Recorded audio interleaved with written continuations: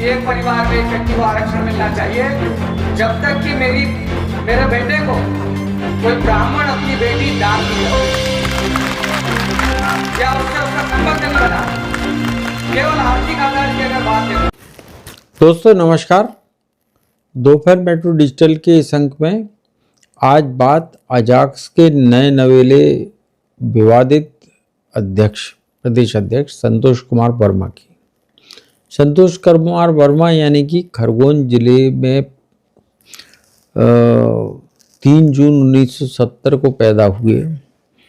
और 1996 बैच में राज्य प्रशासनिक सेवा से भर्ती हुए आदिवासी कोटे से संतोष वर्मा की, जिन्हें 2021 में आईएएस के रूप में पदोन्नति मिली। वर्तमान में वो कृषि विभाग में उप सचिव के रूप में पदस्थ हैं और उनको 2012 की सीनियरिटी आईएएस कैडर में मिली है। वो संतोष कुमार वर्मा उन्होंने 23 नवंबर को अजाक्स का अध्यक्ष बनते हुए, अजाक्स यानी कि अनुसूचित जाति जनजाति कर्मचारी संगठन के प्रदेश अध्यक्ष का पद संभालते ही ये बयान दे डाला कि अगर उनके बेटे के लिए कोई ब्राह्मण अपनी बेटी की शादी कर दे या दान दे दे तो वे जो है इस बात की पैरवी करेंगे कि एक परिवार में एक व्यक्ति को आरक्षण दिया जाए। उनके इस बयान के बाद में बवाल मचना लाजमी था और कर्मचारी संगठनों से लेकर भारतीय जनता पार्टी और कांग्रेस तक के नेताओं ने उनके इस बयान को लेकर जमकर उनकी आलोचना की। अब 26 नवंबर को यानी कि उनके बयान के 3 दिन बाद मध्य प्रदेश शासन के सामान्य प्रशासन विभाग ने उनको एक नोटिस थमा दिया है और उस नोटिस में जो है अखिल भारतीय सेवा के आचरण नियम 1968 के नियम 313B के उल्लंघन का आरोपी माना है और अखिल भारतीय सेवाओं का अनुशासन तथा अपील नियम 1969 के नियम 10(1)(1) के अंतर्गत उनको 7 दिन का नोटिस जारी किया करके कैफियत मांगी गई है। उनसे कहा गया है कि वो 7 दिन के भीतर अपना जवाब दें वरना उनके खिलाफ एक पक्षी कार्रवाई की जाएगी। संतोष वर्मा यूँ तो अभी अपने बेटे की शादी की बात कर रहे हैं, लेकिन उनका पूरा सेवा काल जो रहा है वो चाहे राज्य प्रशासनिक सेवा में डिप्टी कलेक्टर के रूप में चुनकर रहा हो, संयुक्त कलेक्टर के रूप में रहा हो, सीओ के रूप में, एडिशनल कलेक्टर के रूप में, सीओ के रूप में रहा हो, विवादों के घेरे से घिरा रहा है और उन पर एक नहीं 2 महिलाओं से शादियां रचाने का आरोप भी है कि शादीशुदा होने की बात छुपा कर उन्होंने 1916 में अपनी एक नौकरानी से शादी कर ली और बाद में उसको अपनाने से इनकार कर दिया। इस केस को लेकर उनके खिलाफ मुकदमा भी दर्ज किया गया और ये मुकदमा इंदौर के लसूड़िया थाने में दर्ज हुआ, जिस पर की कार्रवाई अभी भी चल रही है। संतोष वर्मा जी के बारे में जो कहा जाए, जब वो हरदा में सीओ थे तो LIC की एक महिला एजेंट ने उन पर आरोप लगाए थे कि उनको झांसा देकर उनसे उन्होंने शादी की है और जब उन्होंने उन्हें अपनाने के लिए कहा तो उसे अपनाने से इनकार कर दिया, उसके साथ मारपीट की, धमकाया और सारी चीज़ें उनके ऊपर की, जिसको लेकर भी उनके खिलाफ प्रकरण कायम हुआ। अब जब 2021 में उनको प्रमोशन मिलने की बारी आई, आईएएस में प्रमोट होने की, यानी स्टेट सर्विस के जो 96 बैच के अधिकारी को 21 में प्रमोशन मिलने की बारी आई तो उन्होंने अपनी प्रमोशन ना रोक पाए, उसको रोकने के लिए 2 फर्जी दस्तावेज पेश किए। उनमें एक तो ये कहा कि उन पर जो 2 मामले दर्ज हैं उनमें से एक में उन्हें बरी कर दिया गया है और दूसरे में उन्होंने कहा कि उनका दोनों पक्षों में समझौता हो गया है। लेकिन बरी करने वाले जो दस्तावेज उन्होंने पेश किया वो इंदौर के विशेष न्यायाधीश विजेंद्र रावत का के नाम से था और उसमें कहा गया था कि उन्हें बरी किया गया है, जबकि विजेंद्र रावत ने कहा कि उन्होंने ऐसा कोई आदेश जारी नहीं किया था, ना उन्हें बरी किया है ना कोई ऐसा कोई आदेश जारी किया, बल्कि जिस तारीख को उनको बरी करने का आदेश जो उल्लेखित है तारीख, उस तारीख के दिन वो अदालत में मौजूद ही नहीं, छुट्टी पर थे, अवकाश पर थे। उस पर उनके खिलाफ MG रोड थाने इंदौर में एक फिर मुकदमा कायम हुआ और 27 जून को उनको गिरफ्तार किया गया। 2021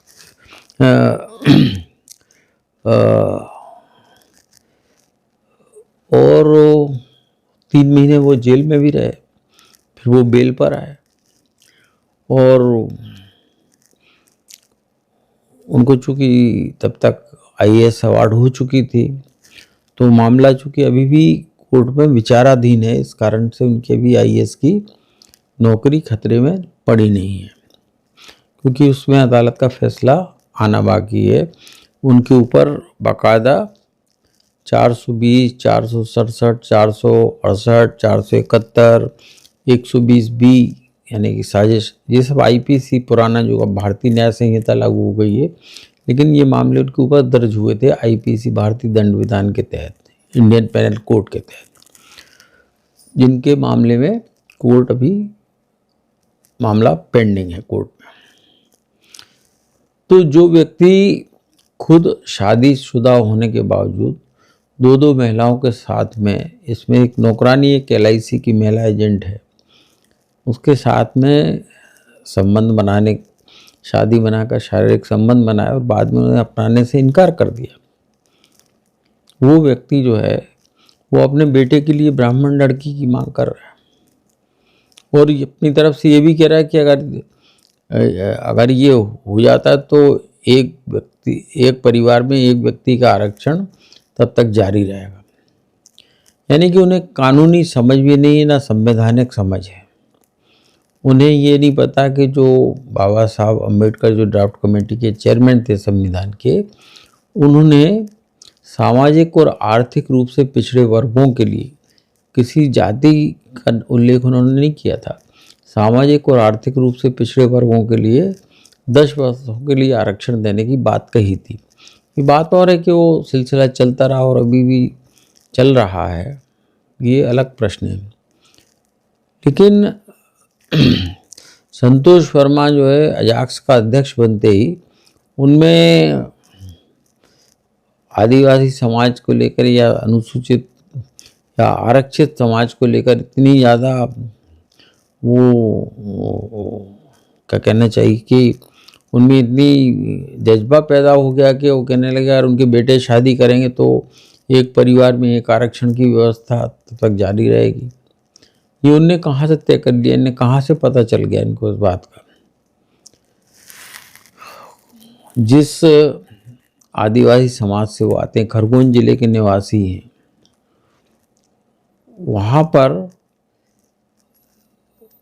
उन्होंने ये नहीं कहा कि आरक्षण के नाम पर जो है, जब अनुसूचित जाति हो या जनजाति हो, उनमें एक ही परिवार के लोग पीढ़ी दर पीढ़ी आरक्षण का लाभ पा रहे हैं और अनुसूचित और जनजाति और अनुसूचित जाति के जो वंचित लोग हैं वो इन संचित अवसरों के कारण आरक्षण के लाभ से वंचित हैं। तो उसको ख़त्म करने की बात करने के बजाय वो जो है एक नए तरह के नए कानून, विधान, संविधान की बात करने लगे। मगर संविधान को पढ़े लिखे समझे। और ये बड़ी हैरत की बात है कि एक राज्य प्रशासनिक अधिकारी चुना गया जो 1996 में और 2021 में आईएएस बन गया, जिसको 2012 से की जो ग्रेडेशन लिस्ट में जो है उनको 2012 का बैच अलॉट हुआ। वो अधिकारी कानून और संविधान से अपरिचित है, फर्जी दस्तावेज रचने के जो का आरोपी है, वो इस तरह की बातें कर रहा है। इस बात को लेकर मंत्रालय के कर्मचारी संगठन के नेता सुधीर नायक से लेकर भारतीय जनता पार्टी के नेता लोकेंद्र पाराशर, प्रदेश मंत्री हैं जो, कांग्रेस के मुख्य प्रवक्ता, मीडिया के प्रमुख प्रवक्ता मुकेश नायक से लेकर सारे नेताओं ने उनके इस बयान की जमकर आलोचना की। और मध्य प्रदेश शासन ने भी उनको, जीएडी विभाग जो है, सामान्य प्रशासन विभाग ने उनको अखिल भारतीय सेवा नियमों के जो आचरण है अनुशासन का, उसके तहत आरोपी माना है और नोटिस जारी किया है। अब अगर हम बात करेंगे कि अखिल भारतीय सेवा के जो नियम हैं, सिविल सेवा के जो नियम है, उसमें आईएएस के लिए क्या नियम बनाए गए हैं। उसमें कहा गया है कि एक अधिकारी कोई ऐसा बयान नहीं दे सकता जो समाज में विभाजन, वैमनस्यता या जाति तनाव पैदा करे। वो किसी समुदाय, जाति या समूह का अपमान न करे, खासतौर से विशेषकर महिलाओं या जाति या समुदाय को लेकर आपत्तिजनक टिप्पणी जो है वो इसका स्पष्ट रूप से उल्लंघन मानी जाएगी। और सार्वजनिक मंचों पर भाषण, बयान, सोशल मीडिया पोस्ट, डिसिप्लिन, ये सब चीज़ें इनका उनको पालन करना होगा। वो राजनीतिक भाषण ना दें, उत्तेजक टिप्पणी ना करें जिससे कि कोई जनहित को प्रभावित हो, भड़काऊ माना जाए, अनुचित प्रभाव पैदा करने वाला वक्तव्य हो, सरकार की छवि खराब करे या समुदायों के बीच में खाई बढ़ाए। लेकिन इन तमाम आरोपों का नोटिस उनको थमा दिया गया है। और संतोष वर्मा का अब 7 दिनों में उनको कैफियत देना है अपनी। हालांकि वो अपने बयान को लेकर माफ़ी मांग चुके हैं सार्वजनिक रूप से, ये कहते हुए कि किसी गरिमा को ठेस लगी तो उन्हें खेद है। लेकिन उनका खुद का आचरण जो है किस तरह से रहा कि धोखाधड़ी उन्होंने महिलाओं के साथ भी की और अदालत के साथ भी की। और यूपीएससी की जो कमेटी होती है, जो आईएएस जो राज्य प्रशासनिक सेवा से अखिल भारतीय सेवा में पदोन्नति के लिए विचार करती है,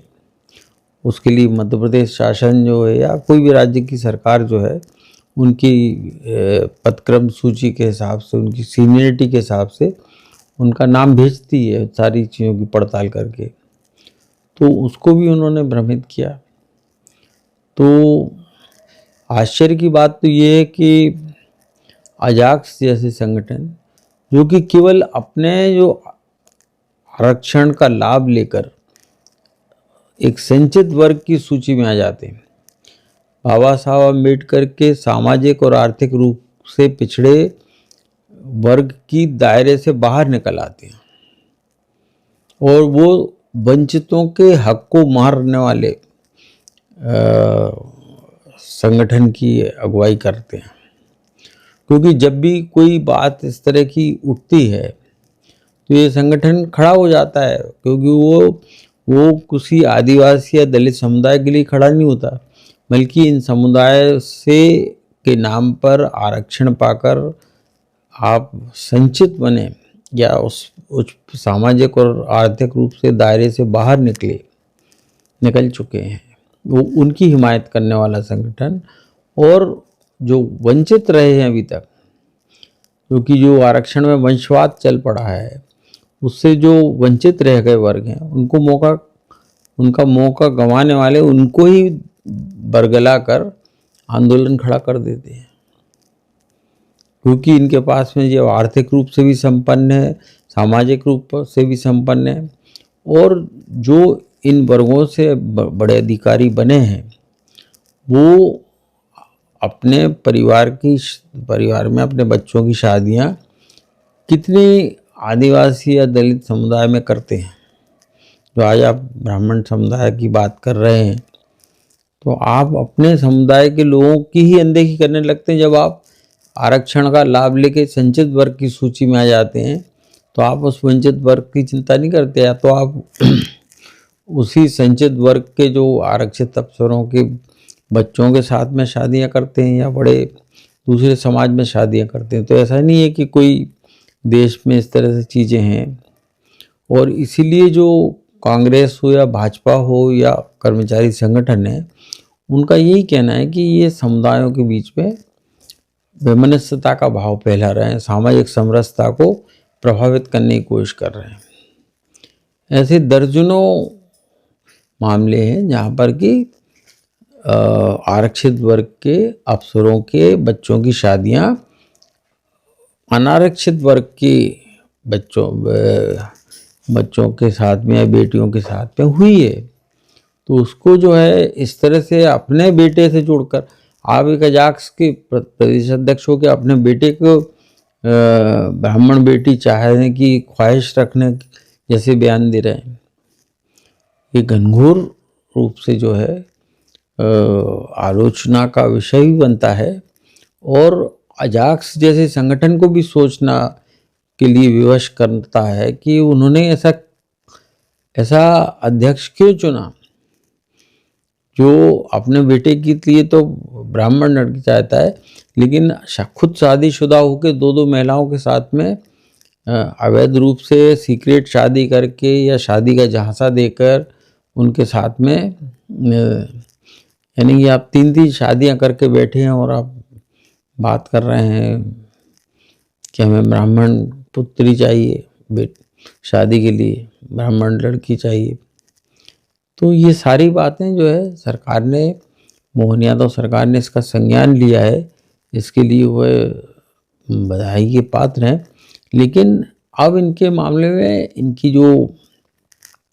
सारी चीज़ों की छानबीन होना चाहिए, और ये छानबीन भी होना चाहिए कि कहीं वाकई ये आदिवासी समाज से आते हैं या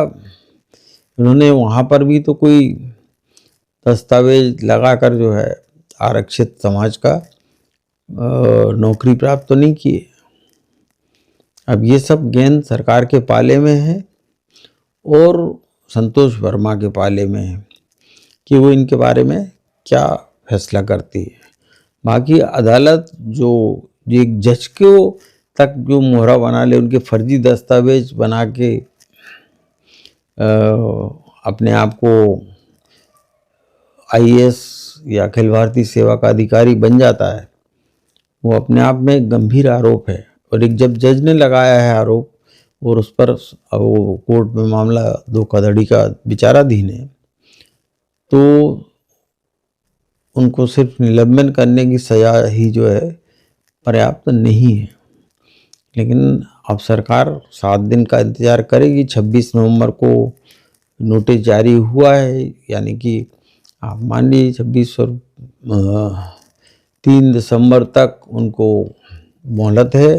अपना पक्ष पेश करने की, वरना सरकार एक पक्षी कार्रवाई करके केंद्र सरकार के जो केंद्रीय कार्मिक मंत्रालय है उसको ये सिफारिश भी कर सकता है कि इनकी आईएएस की नौकरी छीन लिया जाए, बर्खास्त कर दिया जाए। अब सरकार, मोहन यादव सरकार क्या कदम उठाती है ये आने वाले दिनों में देखने को मिलेगा। लेकिन अजाक्स जैसे संगठन ने, जो कि अनुसूचित जाति जनजाति के आरक्षित वर्ग से के माध्यम से नौकरी पाए हुए लोगों के हितों के संरक्षण के लिए बनाया, वो कोई आदिवासी समुदाय या दलित समुदाय के हितों के लिए नहीं बना है। अगर बना होता तो वो भी ओबीसी की तरह, जिस तरह से क्रीमी लेयर का प्रावधान है कि क्रीमी लेयर वाले ही या 10% का जो सभी वर्गों के लिए जो गैर आरक्षित समाज से आते हैं, अनारक्षित समाज से आते हैं, उनके लिए भी जो क्रीमी लेयर का प्रावधान है उसकी मांग करते तो मानते कि हाँ वाकई में दलित और आदिवासी समाज के बड़े हिमायती हैं। तो इस तरह के बात जो है, ये उनकी जो बातें हैं वो हजम होने वाली नहीं है। और अजाक्स को भी सोचना चाहिए कि वो अपने संगठन की अगुवाई या अपना उसका जो दायित्व जो है वो कैसे व्यक्ति के हाथ में सौंप रहा है जो खुद गंभीर आरोपों से घिरा हुआ है। अब ये फैसला तो अजाक्स की इकाई या उनकी कार्यकारिणी या उनके संविधान में जो चीज़ें होंगी उनको भी करना होगा, या वो करते हैं या नहीं करते हैं, ये सब आने वाले दिनों में देखने को मिलेगा। लेकिन संतोष कुमार वर्मा ने जो कुछ भी किया है वह ना देश हित में है और ना ही उनकी सिविल सेवा आचरण नियम के दायरे में है। उन्होंने हर चीज़ का वायलेशन किया है। उन्होंने आईपीसी का वायलेशन किया, कानून का। आपने जो है जो सिविल सेवा के आचरण नियम है उन पर आरोप लगाया है जिसका नोटिस उनको मिला है। तो कहीं पर भी उन्होंने नियमों को ताक में रखने का, जिनका दायित्व क्या है कि संसद और विधानसभा में एग्जीक्यूटिव के नाते, एक कार्यपालिका के अधिकारी होने के नाते उनका दायित्व तो ये है कि संविधान और कानून में जो संसद विधानसभा से पारित होकर एक्ट के रूप में जारी होते हैं उनका वो पालन कराए। लेकिन जब खुद ही उल्लंघन करता हो और तो उसके लिए क्या किया जाए, ये बहुत ही गंभीर विषय है और उसको किसी को भी हल्के में नहीं लेना चाहिए, क्योंकि कानून से बढ़कर कोई नहीं है, संविधान से बढ़कर कोई नहीं है। क्योंकि ये देश जो है संविधान और विधान से ही चलने वाला है, आपकी मनमर्जी से नहीं चलने वाला। ये बात संतोष वर्मा को ख्याल करना थी। उन्होंने इस चीज़ के अतिक्रमण किया है, संविधान और विधान के कानून कायदों का उल्लंघन किया, उसकी अतिक्रमण, उसकी लक्ष्मण रेखा को लांघा है। और अब गेंद जो है सरकार के पाले में, अजाक्स के पाले में और उस समाज के भी पाले में कि वो ऐसे व्यक्ति को अपना अगुआ बनाकर किस तरह से उनकी नुमाइंदगी करेगा, उनके हकों की किस तरह रक्षा करेगा, ये उनके सोचने का विषय है। फिलहाल इस अंक में इतना ही। आगे हम फिर और बात करेंगे किसी नए विषय के साथ में। आपको हमारे विचार अच्छे लगे हों तो इसे कृपया लाइक करें, शेयर करें, सब्सक्राइब करें और बने रहिए हमारे साथ। फिर किसी नए मुद्दे पर चर्चा के लिए, तब तक के लिए नमस्कार।